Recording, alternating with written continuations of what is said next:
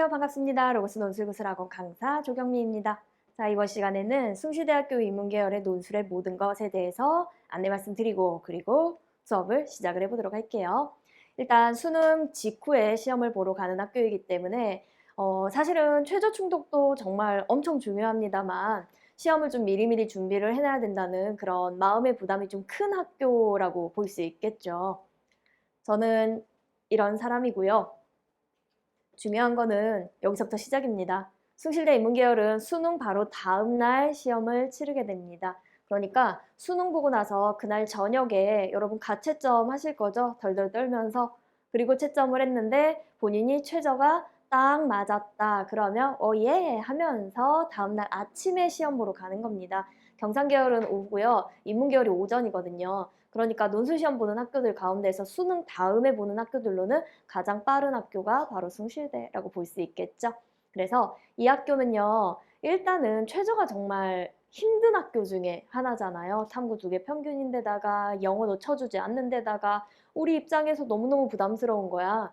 그런데 수능 채점 딱 해보고 안타깝게도 최저가 안 나왔다. 그렇더라도 저는 숭실대는 꼭 시험 보러 가라 하는 학교입니다. 왜냐하면 시험을 볼 수 있는 기회 자체가 우리한테는 하나의 연습이 돼요. 그럼 이후에 또 다른 학교도 쓰실 거잖아요. 논술은 보통 우리가 4~5장도 쓰고요. 6장까지도 꽉 채워서 쓰니까. 그래서 최대한 시험 보러 가는 것을 늘려서 연습을 좀 많이 해주는 게 필요합니다. 그래서 연습을 미리 해놓고 다른 학교 시험 보러 가서 거기서 합격을 하실 수 있을 테니까요. 근데 일단은 최저를 충족하는 게 가장 중요한 학교인 우리 숭실대 인문계열 10월에 미리 시험 준비를 하시는 게 제일 좋습니다. 그런데 마음의 여유가 없어서 못 하셨죠?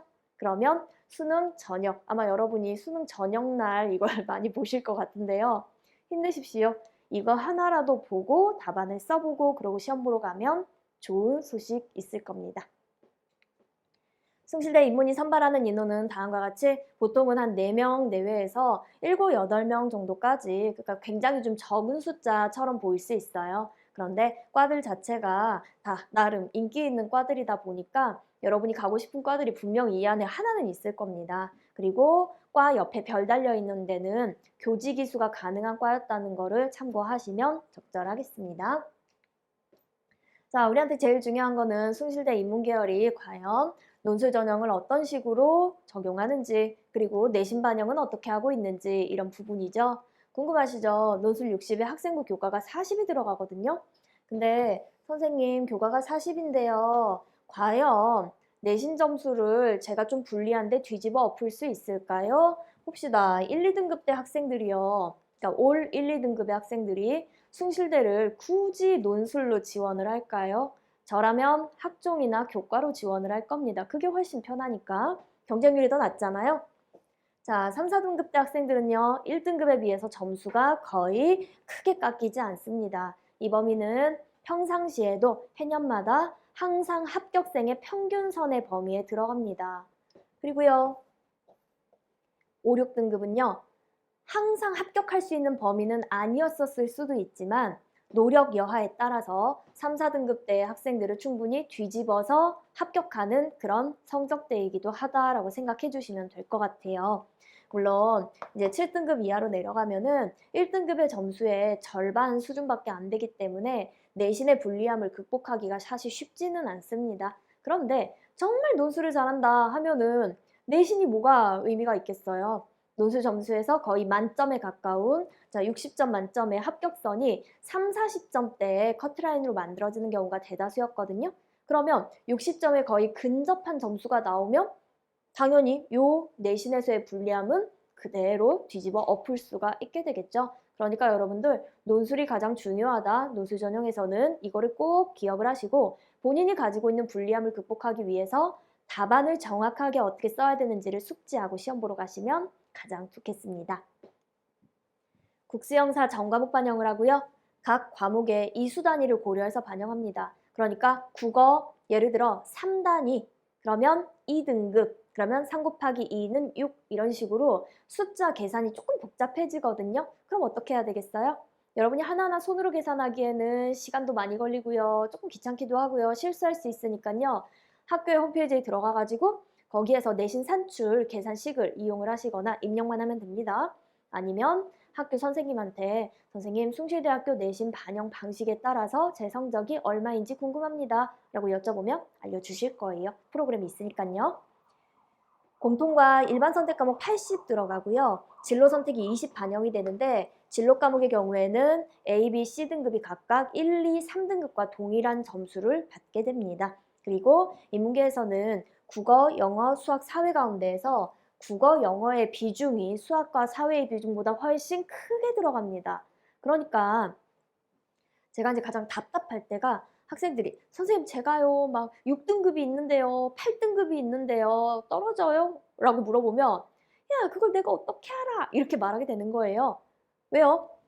35, 35, 15, 15 이렇게 반영합니다. 그러면은 비율이 다르니까 그 다른 비율에 맞추어서 계산을 해줘야 되지 않겠나? 이런 계산을 하다 보면은 결과적으로 국어와 영어 쪽에 성적이 조금이라도 좋았던 학생들이 하위권에 있는 성적을 견인해서 올라갈 수 있게 됩니다. 그래서 내신보다 더 중요한 건 논술이다. 그 다음 숭실대 인문은요. 총 2문제가 나오고 그리고 100분 동안 1500자 정도를 작성을 하기 때문에 답안을 쓰는 분량이 어느 대학보다 긴 편은 아니에요. 그러니까 보통은 우리가 2시간에 한 2000자 내외 정도를 쓰고 있기 때문에 한 100분 정도의 1500자 내외면은 딱 적절한 분량에 들어간다라고 보시면 됩니다.